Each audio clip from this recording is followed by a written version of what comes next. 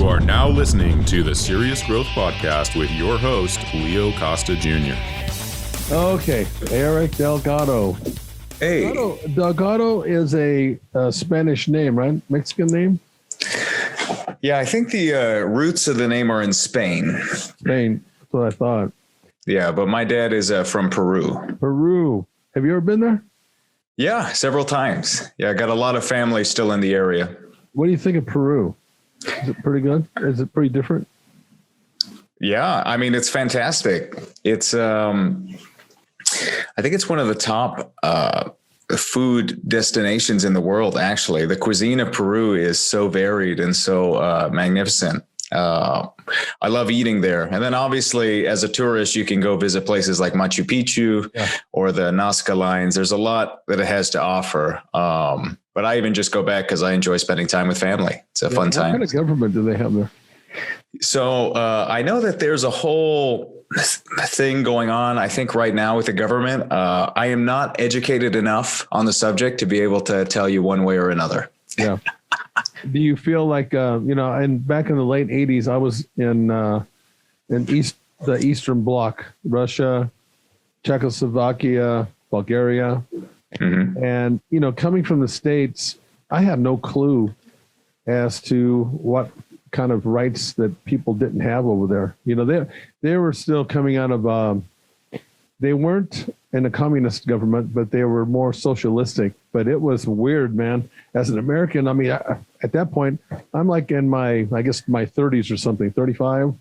And I had no clue that, when I went to talk and say something, it was don't say that. And I was like, why? Well, the KGB is over there and they're listening. And, that was so weird for me to see how people had to live.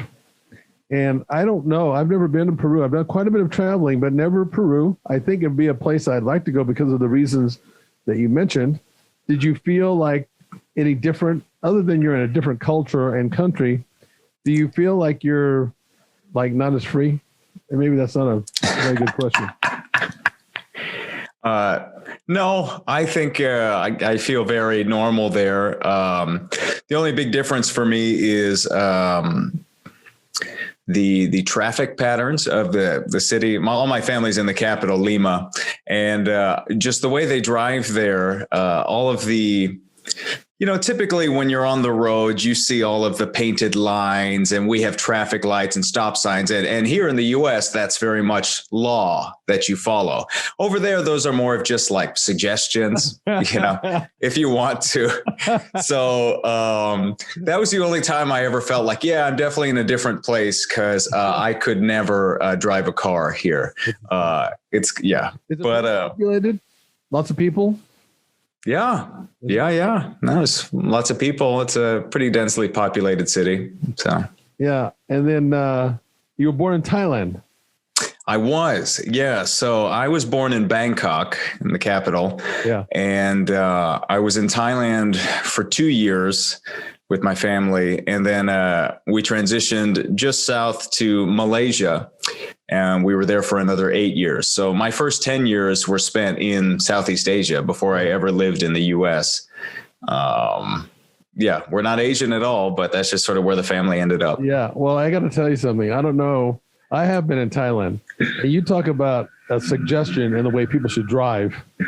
That was bizarre over there. Yeah. I was in, I forget just exactly where I was, but I mean, I saw women in dresses, like riding on motorcycles. Sure. Like on the side.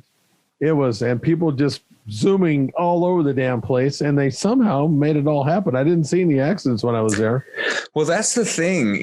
I think to us, it can be so jarring to see how the traffic flows in these places, but to them, that's their normal. Yeah. And they've got it figured out. So I think because they're so good at packing the streets with all these cars, all these, motorcycles as well, or tuk-tuks or whatever vehicles they've got, just sort of all flowing together in this stream. I don't think you see as many like heavy, like accidents. You just see maybe like little bumps that nobody cares about, little dings. It's impressive. It's impressive. But I think you very much have to be used to that and recognize that as your normal to be able to actually like drive in those places. Repetition is the mother of skill. That kind of applies in a lot of areas. For sure. You know? Yeah. But it was so busy where we were at, you couldn't even cross the street. They had overpasses you'd walk over because it was just too damn busy. Yeah, you have to be so careful. I have a childhood memory of us probably foolishly as a family trying to just cross the street like normal when there was like a gap in traffic. Yeah. And I actually slipped and fell in the middle of the street. So my dad had to run back and pick me up. I was a kid, pick me up and like carry me quick before we got run over. So that was kind of a harsh lesson in, use the overpasses to just don't cross the street. It's not worth it. Just see what's on your block and stay there. No, there were a lot of cool things actually in Thailand. I did like the tuk-tuk and that was fun. And you could get a suit over there made for nothing. And it was like beautiful. Yeah. I think it's cool like that. Yeah, I think last time I was there was like 3 years ago. And I think $1 US was good for $3 in Thailand. Yeah. So it's not bad. Yeah. I went there in Hong Kong and we tried to spend our money. We couldn't because the dollar was so strong. Mm-hmm. We'd go out every night and buy stuff just as much as we could. We couldn't spend our money. It was that strong. It was fun. There you go. You had a packet to get back on the plane. That was a nightmare. Yeah. Okay. No, I bet. Okay. Really? 16 months old. You made your debut. Really? Could you even walk? I could walk. Yeah, I could walk. I mean, what were you doing 60 months old in front of a camera? It's very funny. It's kind of like that. That classic Hollywood tale of you're discovered in a public place. Yeah. So I think my mom was in a mall somewhere in Bangkok, just pushing me in a stroller, and somebody caught a glimpse of me. And admittedly, as a young Puerto Rican, Peruvian toddler in Bangkok, I didn't tend to look like a lot of the other toddlers out there. So that probably helped me stick out. But yeah, somebody caught a glimpse of me at this mall, came up to my mom and said, "Hey, I need to use your baby for this commercial we're shooting." And yeah, next thing I know, we're on set shooting a commercial. It's for this Thai baby products commercial called I think Cousins or Cousins, however you pronounce it. Yeah. And they had found a lady to play my mother. I was 16 months old, so I don't remember a lot of the finer details. I think she may have been American. But she had like brown curly hair like I did. And we were on set shooting. I basically just spent a lot of time crawling around, playing with toys. And no, I don't think they gave me lines. I don't think I was speaking yet, but I did a lot of like giggles. I don't even know if the giggles were mine or if they dubbed in a more articulate baby. I don't even know. But you hear me giggling, and it's funny though. From what I hear is working on that set. Apparently, I got along with the entire crew, all of the Thai crew. I really hit it off. We had a nice time. The only person I didn't get along with on set was the woman playing my mother. Oh. I don't know if I could just see. I just knew like you're not really my mom. You knew. Yeah. So that was the hardest time. If you go back, I actually have a clip of the commercial on my website, but it's on YouTube, and you can see a scene where a little clip where I'm like being held in her arms and she's like swaying to the side. And I think in that instant, it made it look like I was smiling, having a good time, but apparently she was just trying to keep a hold of me because I was fidgeting, trying to escape. Yeah. But they just captured that moment. I was not about her as my mom. I could see right through her. I think there's something to that, instinctively. I think babies know that. I guess. Yeah. It was just in me. I knew something was amiss. You're trying to treat me like mom treats me, but you're not mom. There's something wrong here. You're not authentically. That feels fake. Yeah, there you go. So I saw right through her. Crap on you in a moment if you don't get me out of your hands. I may have. I don't remember, but I'd have to follow up with my family on that one. So did you get paid for that, I assume? Yeah. You're a professional at 16 months old. So professional at 16 months old. I think that was the beginning of my college fund right there. It's a little Thai commercial TV star. Hey, disclosure, how much did you make? I want to know. I couldn't even tell you. I don't know. Got it. Listen, I probably should have been more on top of the financials at that age, but I think I was distracted as a child, you know. I can't believe that you were distracted at 60 months old. That's crazy talk. It's terrible. Where did you go from there? So, like I said, after 2 years in Thailand, we spent 8 years in Malaysia. That's where I did like my preschool, elementary school. And then when I was 10, my dad decided to move the family back to the U.S. And we were in Southern California for a couple years, but then we spent the next 6 years in Maryland. And that's where I did like middle school and high school. That's where I graduated high school, was in Maryland. Yeah.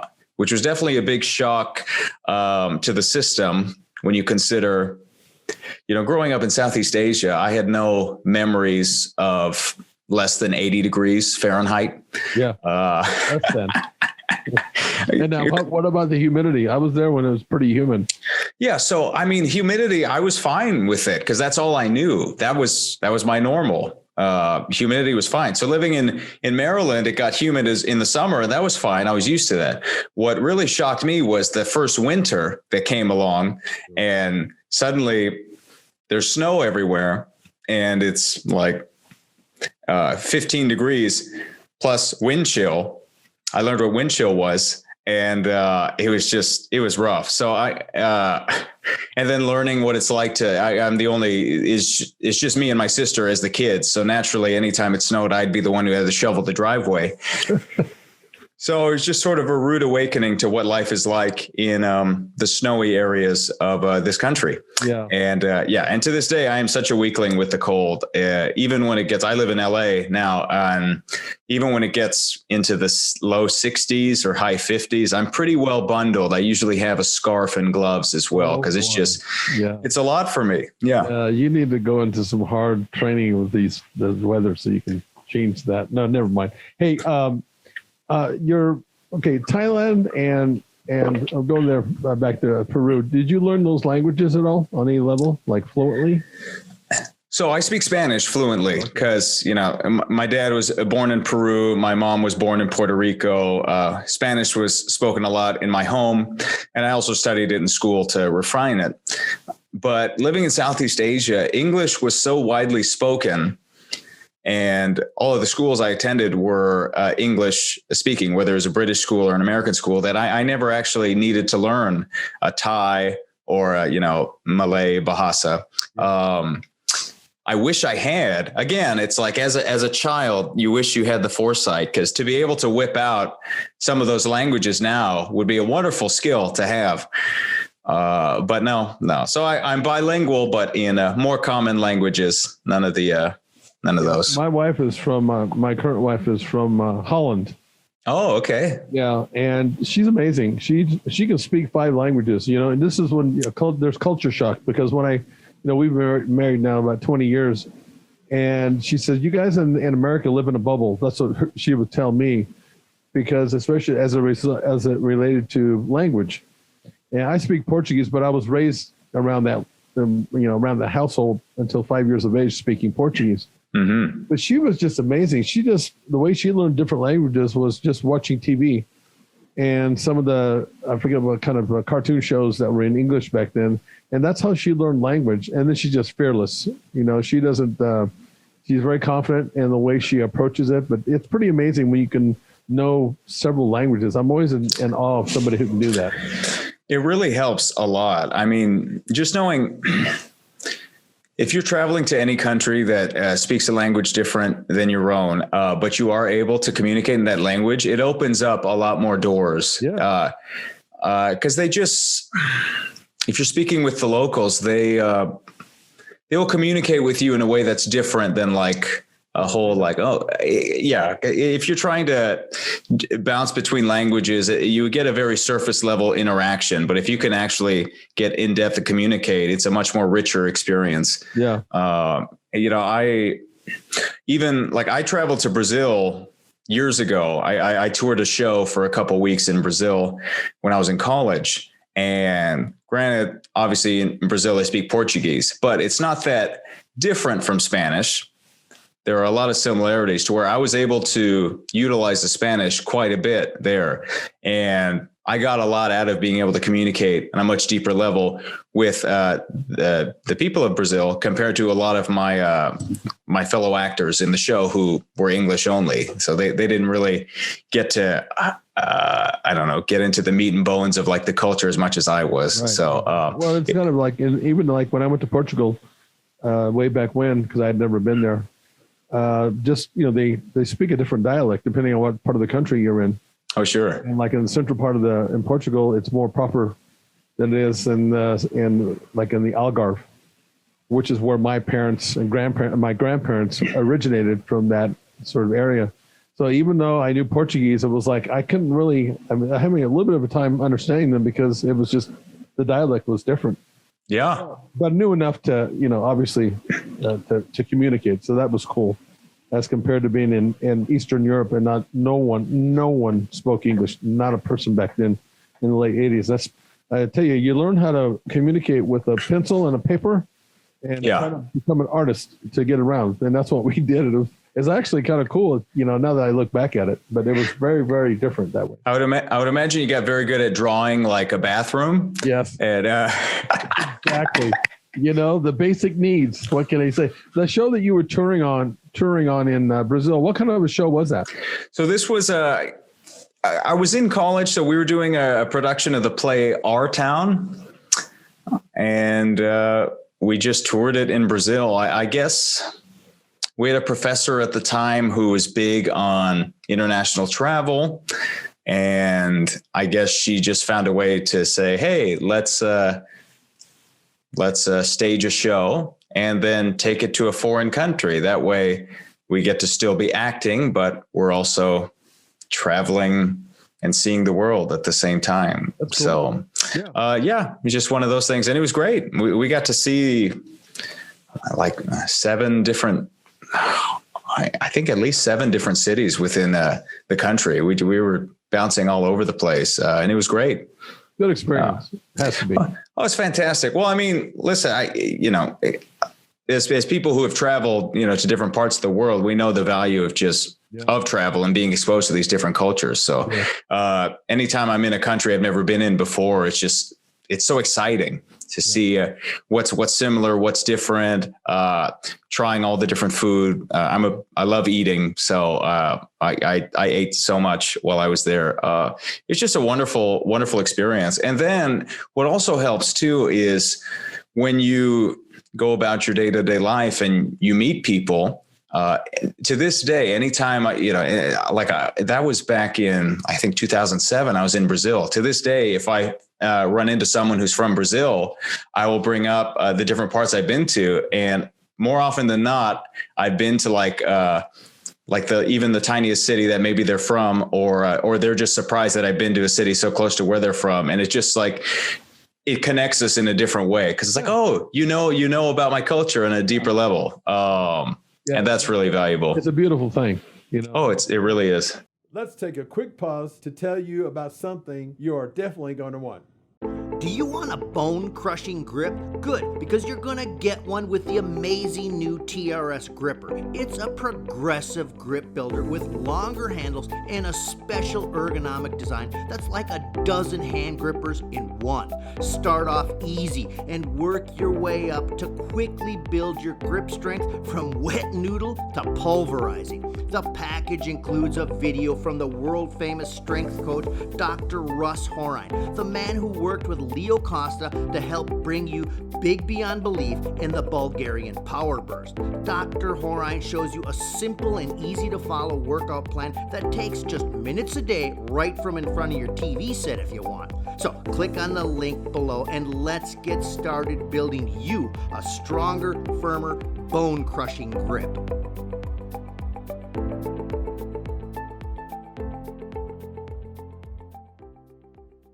When I was in Bulgaria and I saw those churches that were built 1,000 years ago, it was like, oh my God, these beautiful buildings that were built with 1,000 years ago with no equipment. It really opens your eyes, doesn't it? UFOs, yeah, Charlie. Oh, Charlie in the background, UFOs. Okay, so when you're touring now, I'm assuming that at the age of 16 months, you got paid for this little bit that you did, the commercial. Now, I'm assuming that, did you do any more acting where you were getting paid along the way, or were you like in college, you were touring, you weren't getting paid? How did that work? So you could say that I did my paid acting work in Thailand and that commercial. And then I took a retirement for 20 years or so. You lucky dog. Lucky. Yeah. I just retired. I traveled the world with my family, just enjoyed life, and then, got my education along the way. And it wasn't until 8th grade where I really started to get back into, I don't know if get back into is the right way, but just sort of get into performing in a serious manner, take it seriously. So I was in middle school and they were putting on a production of The Music Man. And I thought, hey, that seems like a fun musical to do. Let me audition and see if I can be a part of the show. I think it would be great to have a big role in that. And I auditioned and I ended up getting cast as the Music Man. And so suddenly I'm the lead role of this show. And I really got hooked from there. And I just continued to do the school musicals all throughout high school, and then decided that, hey, I really liked musical theater. So I decided to go ahead and study that in college. So none of this was getting paid or anything, but it was more just like, hey, this is fun. I'm just going to keep doing it. It brings me joy, and I seem to have a talent for it. What exactly, if you can describe the feeling, what was it that hooked you? You got hooked on it. What does that mean to you? It's a great question. I guess there's something exciting about creating something and then putting yourself in front of an audience and just sort of like sharing that. It's a very vulnerable position to just, be on stage and you're there. You're acting, you're singing, you're dancing, and then just to have the reception of the audience.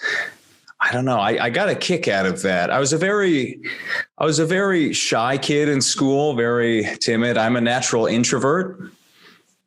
And I guess it just offered a platform for me to sort of come out of my shell and open up. And I think I liked that because to this day, I'll still get kind of nervous, or you get sort of a little bit of butterflies before you're going to do any sort of performance. But then you do it, and it's just sort of that thrill of like, oh, wow, I did that. Like I was scared to do it, but then I did it anyway. And now I feel like I did something, and I'm so glad I did. Yeah. I guess, it sort of charges you in a way, as opposed to just sort of staying in this comfortable state, staying in your comfort zone. I guess those are the things I was sort of picking up on. Maybe I wasn't able to articulate it in that way at the time, but I could feel it deep down inside. So. Yeah, I think you're right. And I think it correlates with, as an athlete, I liked that platform, that stage, because it's funny how so many times you hear people that perform well in front of and get hooked, like you're saying. They are initially they're shy and timid. I've even told people before I'm actually shy, and they laugh. They go, "You got to be kidding me," But it's amazing how a person can get out of their, overcome that and get away from that and be able to, like what you're saying. And I think it's because you have something, you have a knack, if you will, and instinctively you have a knack, and that just brings that feeling, I guess, out of you. Yeah. Because otherwise, so many people that are so timid they they're really, it hinders them. It keeps them from doing a lot of stuff. But it's really interesting that you can do that. And actually, I don't know, I think it's, with me, bodybuilding, for example, has been my passion always. And that just seems to override any kind of fear that I had, because I used to have fear being in front of people, do public speaking. But I also knew that if I didn't do that, I couldn't promote my business. Right. And then it's, I don't know if you feel this way, but it's like, once I learned in public speaking, because I think this is correlating maybe to some degree with your acting. Once I was able to public speak, I didn't know that I was pretty damn good at it, because I let the fear hold me back. So, the motivation had to be greater than the obstacle. The obstacle was being afraid to get in front of people, but the motivation was, if I don't do this, I can't make a business out of that. Oh, and by the way, I'm pretty good at it, and I'm hooked on it. Yeah, I mean, I think that's such an excellent point, because it's if you don't try, if you don't take that risk and do it, you are closing yourself off from the opportunity to make discoveries like that. You would never know that not only can you actually do something, but you might actually be good for it. You might actually have a talent for it. But if you never sort of take that risk and say, okay, even though it scares me, even though it feels uncomfortable, I'm going to do it anyway. You deny yourself that opportunity to discover. And then you just, I think that sort of, it can lead to falling into this trap of a sort of like, I don't know, unfulfilled, incomplete life, or at least you might find yourself in a state where you're feeling like, I still feel like something's missing, but I'm like, I think I have everything I need. I don't know. But there's, That's something missing, is that part of you that just really didn't believe or whatever, to take that next step. It's so much easier than said than done, by the way. There's no way that you can just say, just flip the switch and just go do it. It doesn't work that way, but man, you're right. When you discover that, it's like, okay, now I have a little confidence. What else can I do that I can be good at? I mean, that's kind of cool. I think it changed my life. Oh, that's huge. And that's a great point as well. It's that feeling of like, well, if I could do this, what else can I do? And maybe then you actually will actively start to chase those things that are uncomfortable. Yeah. Because you start to get hooked on like discovering really what are your limits, or just exactly what else can you do? It's fun. It's exciting. Yeah. How well and how do you handle rejection? I mean, I have to believe that you have to deal with that as being in your profession. How do you handle that without it like totally destroying you and losing your self-confidence? So I think there's a lot to be said about the concept of expectation, right? We can so easily create these expectations for ourselves that are often super lofty, or that whatever they are, we just get attached to it. And then we have this idea of like, oh, something is supposed to go this way, or it should be this way. And we get attached to that. And then what happens is when something doesn't go that way,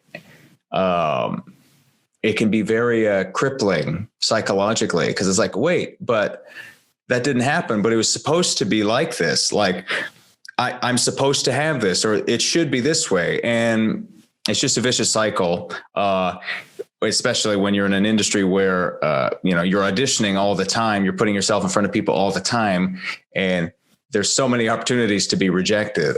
So you just, I've gotten so much better at it over the years. I think with anything, with repetition, you get rejected so often, it becomes like, okay, yeah, I can handle this. You get used to it, but also you free yourself from the expectation. So going in to any sort of audition or any sort of opportunity to maybe book a job or meet someone, build a relationship, freeing yourself up from that expectation so that you can just stop focusing on like the future, what doesn't actually exist yet, and just instead focus on the moment now and just be present.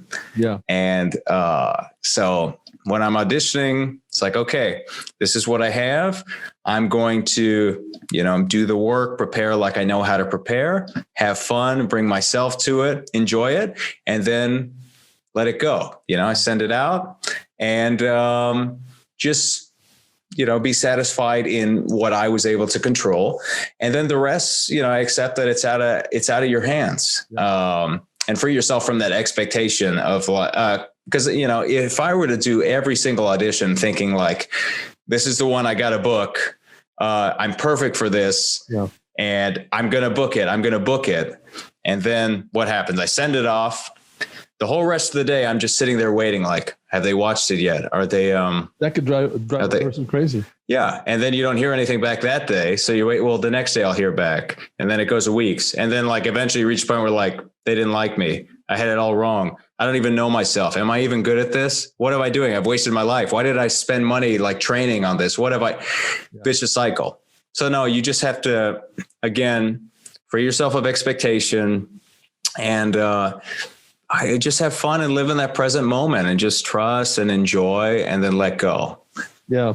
I think that's a really long answer to your question, but I hope it made sense. It's true. And it's a good answer because you got to learn, there's a few things that stood out in my mind because in our sport and look, when you're in a position where you're being proactive and putting yourself out there, that side of it, you have to deal with it. That's just a part of, getting to where you want to get is failing or rejection. You call it what you want. But I heard a couple of interviews that really helped me work through and a couple of people mentioning things about this. One was the Eagles. They were talking to the head honcho of the Eagles. What was his name, Charlie? The guy, the singer. Which one? The Eagles? Eagles, yeah. You were sleeping over there. I just caught you. Oh, God. Anyway, he said basically, his name is really not that important, but he said, in order to get where you want to get and get as good as we got as the Eagles, you have to suck a lot. And that's, something that puts things into perspective because when you look at people that have in their case, have gotten so much success and fame and all that kind of stuff, you just think that they just rose to the top. Yeah. That, for me, that put things into, wait a minute, these guys, they had to suck a lot. Well, I can suck a lot too then, I mean, it's just in a way that you start handling it because I would tell you, I don't know about you, the getting rejected doesn't change how much it hurts. It's just I changed the way I react to it now. Sure, it still hurts. I take it personal, but I'm able to handle it in a way that it's not. You know what I mean? I can make it work for me. Yeah. So what can I do? To maybe be better. Where is it that I can look at instead of being all this discouraged and distraught and all the things that you're talking about? Yeah, I think perspective is huge. And what you're talking about, like, that idea of like, hey, be ready to just suck and suck and suck. One thing I thought about a bit more recently was it relates to that. It's this idea of not being afraid to fail, right? And so any opportunity that comes up, it's like, okay, I'm going to, do what I can. And if I fail at it, fine. And just allowing yourself the opportunity to fail, I think is actually very powerful because then you're actually doing it and trying it as opposed to that thought of like, oh, well, if I were to do this, I could fail. So it's not even worth doing. Yeah, and then you just stay where it's a trap. And what I found is over the years in my career, the more and more I've just put myself out there and allowed for the possibility of failure, there's definitely been plenty of failure, but I found that the scale of the types of projects I've worked on that I've been able to fail on have just consistently gotten higher. Right. So when I started, I was failing at this very small, level, small scale. And now I'm just like, yep. Like, for example, now the things I'm auditioning for that I'm failing, it's like, wow, I'm failing for really awesome projects. This is amazing. Yep. And if I can just keep working, eventually I'm going to be failing for the biggest things. And it's just a weird thing because it's inevitably there are going to be successes there. But if you're not afraid to fail, then you just sort of keep growing and building and you realize, oh, okay, well, failure is just in a sense like an interpretation. Yeah. And but for somebody to get and go down your path to that, success, you are dealing with a lot of stuff that you're like I said, not everybody can put that into something that becomes positive. You're really looking at how positive that failure is. Yeah, I mean, listen, it's not to say that, as you said, rejection exists. We're still human. We still feel things. We still get down. Right. And we don't need to beat ourselves up for being human. But the key is I think the awareness of these perspectives and the ways in which you can alter your view so that it goes from something where it's like, okay, yes, this sucks. I acknowledge it sucks. I don't like it. But then being able to spin it in a way that then becomes constructive, where you learn from it, you grow from it, and then allow it to become a positive is important. Yep. Because none of us are robots. Yes, we have feelings. Still don't like getting rejected. Yes, there's still projects that even recently that I've auditioned for. I'm like, I'm so good for this, and you don't get it. And it's like, but I will say with the practice, I definitely don't get as crushed as I did years back. So. And it's nice to be able to create tools that you can use, because you'll use those lessons that you're learning now and those tools. You use that throughout your whole life. Yeah. Oh, absolutely. Dividends for sure. You're a proficient singer and a dancer. So how does this all work into your acting? I mean, are you somebody who wants to be an actor like for certain roles, or are you wanting to be an actor in dancing roles or singing roles? Can you tell us a little bit about that? So like I mentioned before, I did a lot of musicals, in high school, and that made me decide to go ahead and pursue that in college. A big reason for that is I always enjoyed music and all aspects of it. So I really enjoyed to sing. I really enjoyed dancing. I also play saxophone. So I was in a jazz band for, a number of years. I love all of that. And the fact that I could put it all together in this medium called musical theater, it just made sense for me to pursue that in college. Okay. Now, as far as the career side of things, I always saw myself since a kid wanting to be in the movies, not so much wanting to be on Broadway doing that. It's not to say that I wouldn't love to work on Broadway and perform in that space. I love the idea of that, but I knew when I was graduating college that I wanted to go to LA and hit Hollywood. And what I ended up doing was deciding okay, well, I have these skills and I'm going to allow them to just be special things that I have in my tool belt that I can offer when needed out here in projects in Los Angeles on camera. Yeah. And, I've had a few opportunities where I've done some dancing and choreography, and some opportunities where the singing has come into play and it's helped. I mean, even, recently just booking a show like WandaVision, which was this huge show on Disney Plus, and which, it was when it was out, it was the number one show on TV for weeks. It was great. That was a role that I got because I had the ability to dance, specifically tap dance. And that was something that obviously, I had trained in, learned over many years, but I never imagined that something like that, a skill like that, would end up putting me into the Marvel Cinematic Universe. But it did.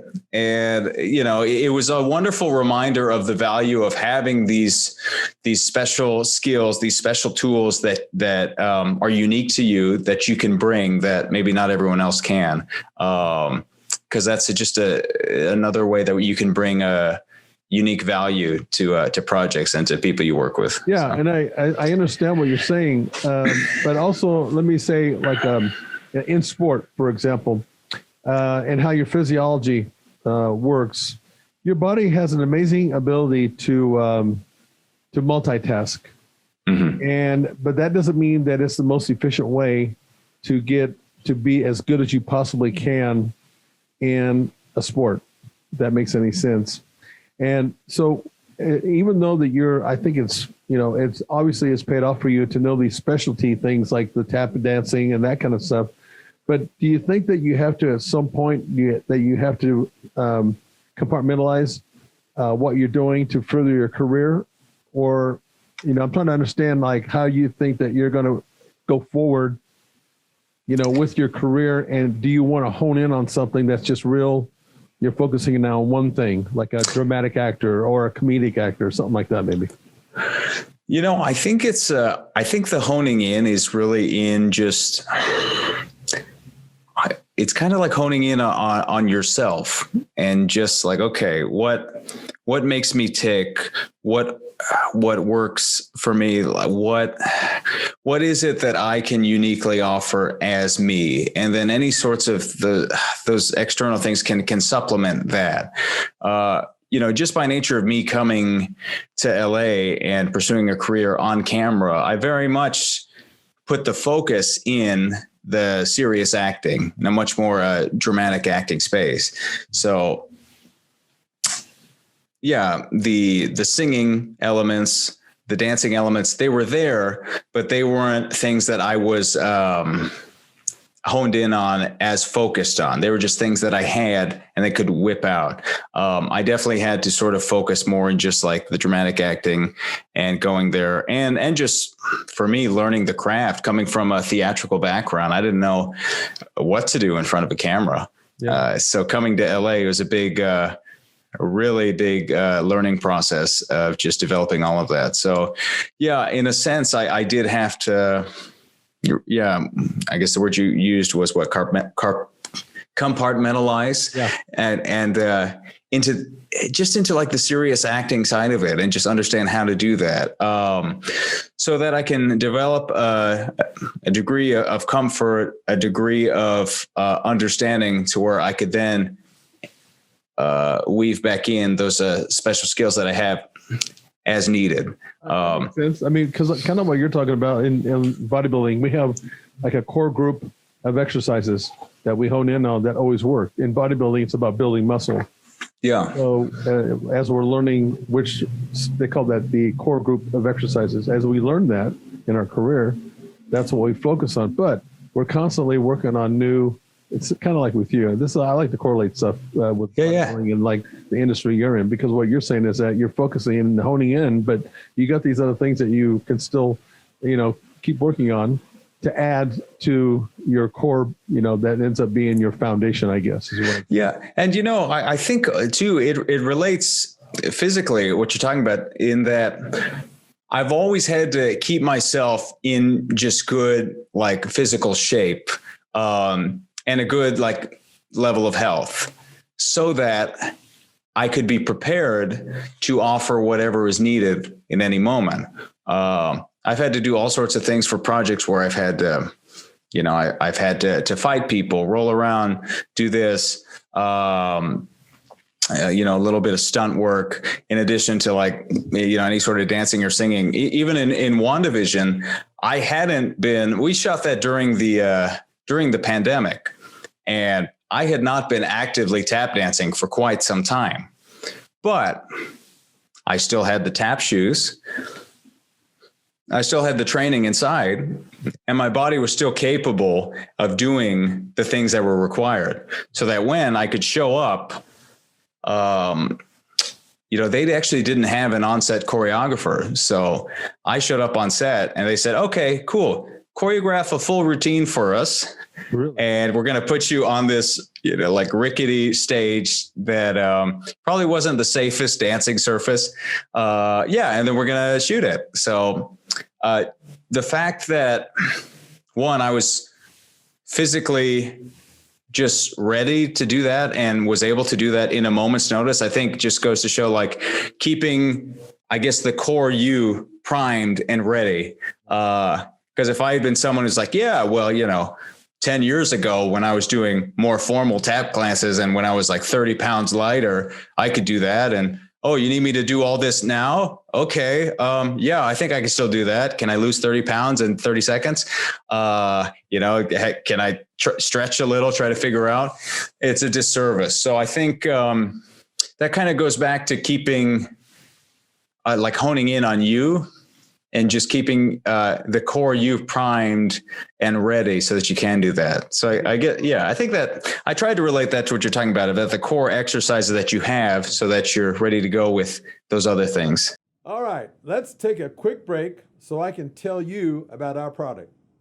Do you want a bone-crushing grip? Good, because you're gonna get one with the amazing new TRS Gripper. It's a progressive grip builder with longer handles and a special ergonomic design that's like a dozen hand grippers in one.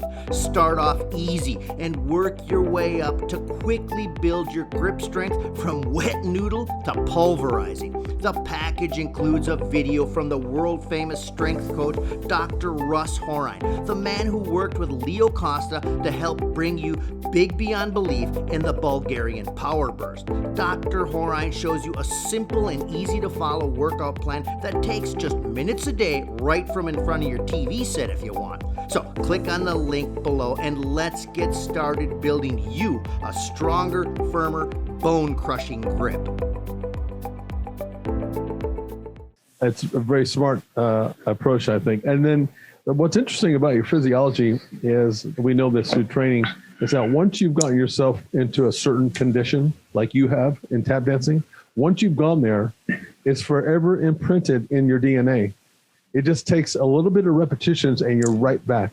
Exactly. Compared to somebody who's never done it before. So that's what I'm saying. It's a very smart thing that you do, because when you need it, you've got it pretty immediate. Exactly. You're absolutely right. I was amazed at how quickly it all came back. Yeah. And not only it's all coming back, but to have it all come back and to the point where you're ready to go in front of these, these very expensive cameras, this ginormous Disney Marvel set with all these very wealthy, important eyes staring at you to be able to just do it.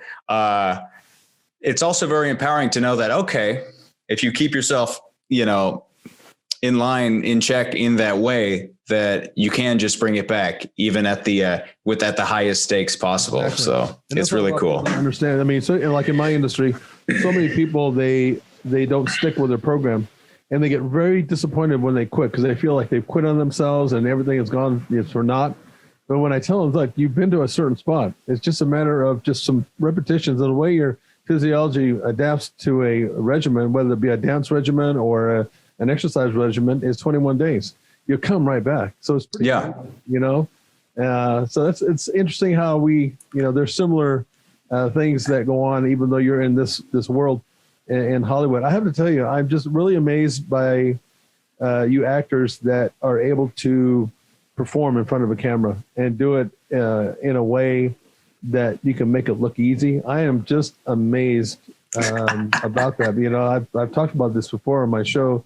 I had the opportunity to do an audition one time, and I thought it was going to be a lot easier than it was, until they said, "Are you ready? Did you learn your lines? Action!" And I just said, "You know what? I choked. I couldn't even. It was like maybe 10 words. It was a bit part that I was going to do, and I thought right there, I knew for sure I did not want to be an actor, because it wasn't as easy as I thought it was going to be.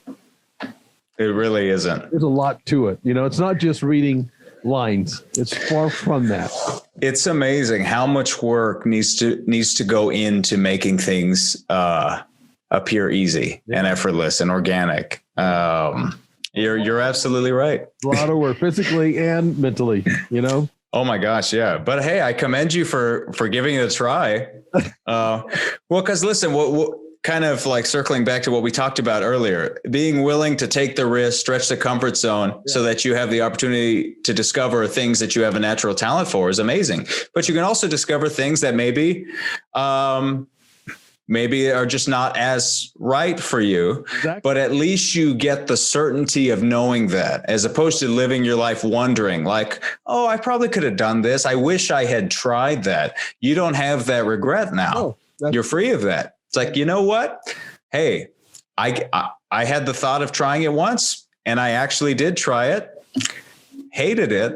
And now I can confidently say, I gave it a try. It's definitely not for me. Respect to all you who do it. So what you said is also true, because when I was an athlete in college, I got hurt, and I used that being injured as, maybe this, because I loved athletics. I wanted to be a pro athlete, and I had some injuries. And at this point, I was kind of burned out.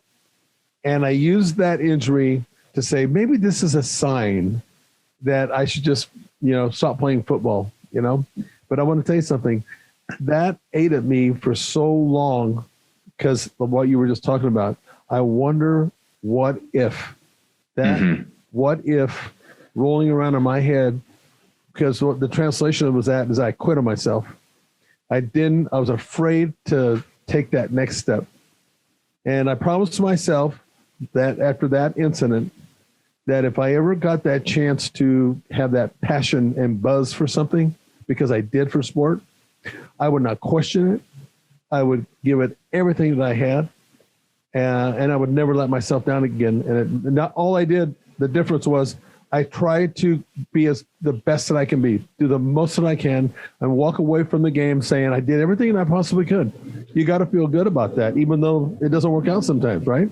Yeah. I mean, it's all about taking care of the things that you can control and releasing everything else. Yeah. So if we're doing the best we can, you approach it honestly, with intensity, with your effort, and just do something where it's like, hey, I gave myself to this in a way that I am, in a way that makes me proud. Yeah. That's the win right there. It is. That is very much the success. Yep. Everything else is just extra. What comes out of that? How you can't control how other people will receive it. You can't control how what the response will be, but that's totally okay. That's not your job. It's a hard life lesson, but it's a good one. I tell you that right now. In your career, WandaVision, you've mentioned this a couple of times. Is that kind of as of right now, WandaVision, is that your big moment so far in Hollywood? It's definitely the biggest name credit I've got right now, because I mean it's the Marvel Cinematic Universe, so that's just just about everybody knows Marvel. They know about the Avengers movies. They know these superheroes, and so to be able to be a part of that, even in such a small capacity. I was on set, I think, for like 10 days working there, with the other actors. And again, the work I did at choreographing a whole dance with my fellow dancer, she and I choreographed together, and then putting a whole routine and shooting it over multiple days through different angles. There was a lot of stuff there, and inevitably in the cutting room floor, it gets trimmed down to where you only saw us for a few seconds, but there was such a big contribution there. It was very fulfilling, very exciting. But that's definitely, I mean, having a credit like that is huge, because now, I'm forever known as one of the WandaVision tap dancers. I'm in the official Marvel Wikipedia page, and like also the Disney Wikipedia library for my contribution to that. And it's exciting, it's fun, and it's something I wear. And now I've been able to get to know different like Marvel fan groups, fan fiction groups, or I have some fans from the official Marvel fan club in Costa Rica. It's been cool to sort of experience that and do that. But, and it was interesting. That happened shortly after I shot the movie. I had shot the movie Monster Hunters before that. And I had a larger role in that film. And that was a movie starring Tom Sizemore. It's a fun sci-fi movie type deal where we're hunting aliens, and I played one of the soldiers in that, and that was also that's also been sort of like a big thing for me, and I've even been able to grow a little bit of a following just from my participation in that, because you find that if you work on these different projects, especially ones, like Marvel or in the sci-fi space, there are people who are just super fans for these different genres, and they will just eat that up. So, and they want to know, I don't know, they suddenly, like, you have people who want to know more about you just because you were involved in whatever size and capacity on these different projects. So it's been a cool ride, and it's interesting that those highlights all took place during this pandemic, which I would never have predicted. But it's also like, again, you never know where life's going to take you. So no, I'm very grateful for the opportunities I've had, despite the external circumstances. And I'm just continuing to ride the wave, but also continuing to, what do they say, pound the pavement. I'm auditioning all the time now for the next big thing. So with that being said, and kind of winding this our interview, our show up anyway, what's next for you? Is there anything that you, I mean, maybe you don't like to reveal this, but is there anything that you kind of secretly auditioning for that you'd like to see yourself go in that direction? You know, I'm going to be shooting a couple independent projects. I'm supposed to shoot a feature later this year, and then a really cool a short project at the beginning of next year. So those are things I have happening. And then I've auditioned for a lot of pretty large scale projects recently that I probably can't talk too much about. But one of which was to play like the younger version of a pretty well-known movie star. And yeah, I mean, it's just a matter of continuing to pound the pavement,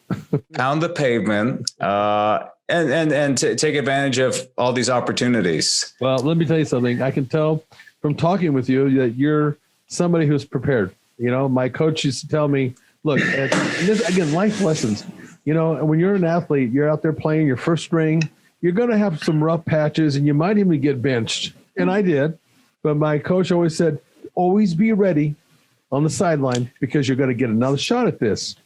And I can tell by talking to you that you're that person. You're ready, willing, and able, and it's just a matter of time. That's my sort of my analogy for you on this. Thank you. Yeah, no, that's how I feel. I literally, I'm like, if I got a call right now, they needed me on set later today, I'm like, okay, cool. Let me just put my shoes on. Let's go. Ready. No, I can tell that. Anyway, listen, I really do appreciate you coming on our show. I always like learning more about people from all walks of life. It's fascinating. And I think that you've mentioned that in the show. It's just really cool to be able to get to know you. And I wish you the best of luck in your career. Leo, thank you so much for having me. It was a pleasure. Muito obrigado. Sí, señor. Muito bem. Okay, sounds good, Eric. All right, you take care. Yeah, bye-bye now. Thanks so much. Bye. Bye. Thanks for listening to the Serious Growth Podcast. For more episodes like the one you just listened to, subscribe to us on your mobile podcast app and leave us a review. If you'd like to reach out, you can find us online at seriousgrowth.com. Until next time, train smart and train hard.